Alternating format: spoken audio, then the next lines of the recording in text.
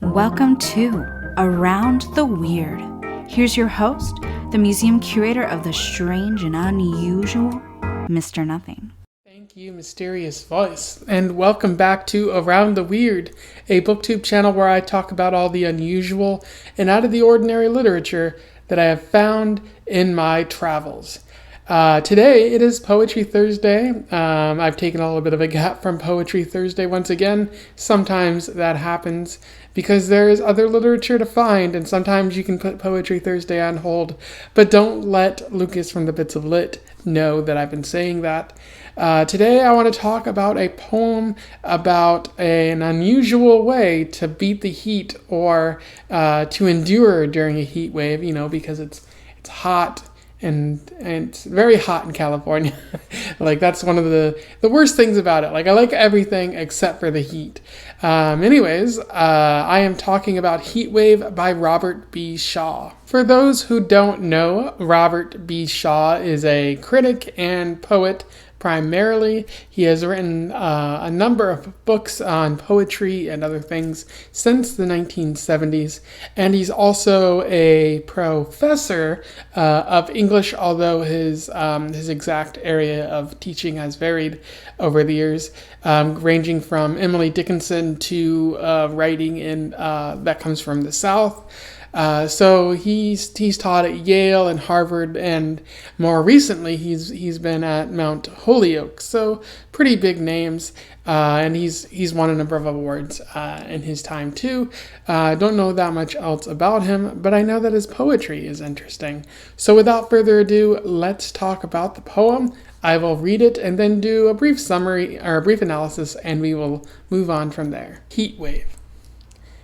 That power-sapping fan that hacks the air, sending the tepid slices of it flying, lacks power and aim alike to land where you and I are inconveniently lying. All of a midnight on the third day straight of stifling in our inner city furnace, as if the town, reflecting urban hate, had mustered all its surfaces to burn us.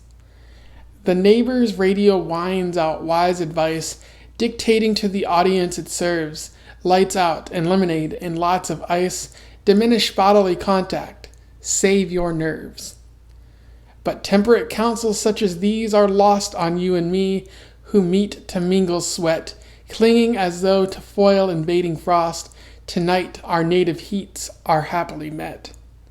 Tonight considerations pitched beyond comfort endure, and having drawn together the pair of us in such a godly bond, stand fair to weather out ungodly weather. Once again, that was Heat Wave by Robert B. Shaw, a pretty interesting poem.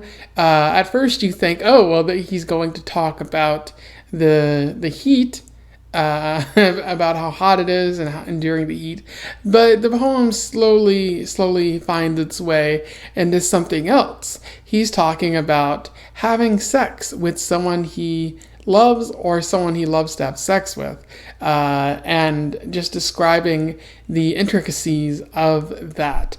Early on in the poem, I really like how he describes this heat, this unbearable heat wave. He says, all of a midnight on the third day straight of stifling in our inner city furnace, as if the town, reflecting urban hate, had mustered all its surfaces to burn us.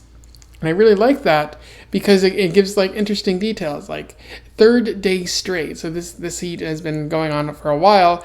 Midnight, it's still pretty hot even at midnight, which you'd expect, the sun, once the sun goes down, it'd be cooler. But no, this heat wave is persisting. And he uses the word inner city furnace, which really gives you a good idea of like what's going on. And then he says like, this must be reflecting urban hate. Like the sun is as strong as the people who fled the inner city a while back. So a little political commentary there too, or simply just noting the social conditions in which we all live. I also like the last two verses of this poem when he's talking about the intermingling with this lovely lady.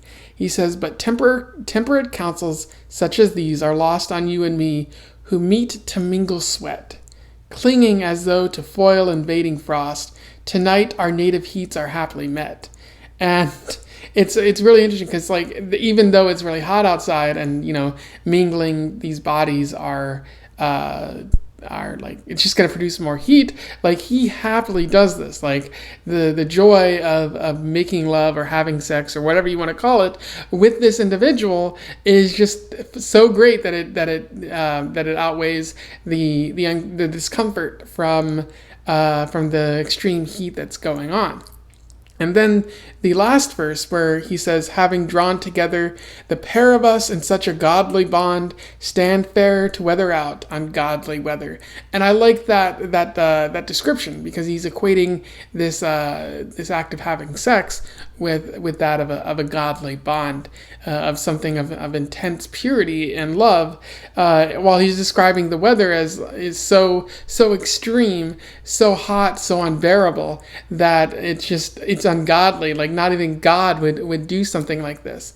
And so I really like how Robert B. Shaw, how he describes this act of having sex, and how he makes it seem maybe pure, but also very intense in the wake of this heat wave that's going on. Anyway, those are my thoughts on Heat Wave by Robert B. Shaw, a pretty wonderful and short poem. I will put a link to it in the description so you can find it and you can enjoy it.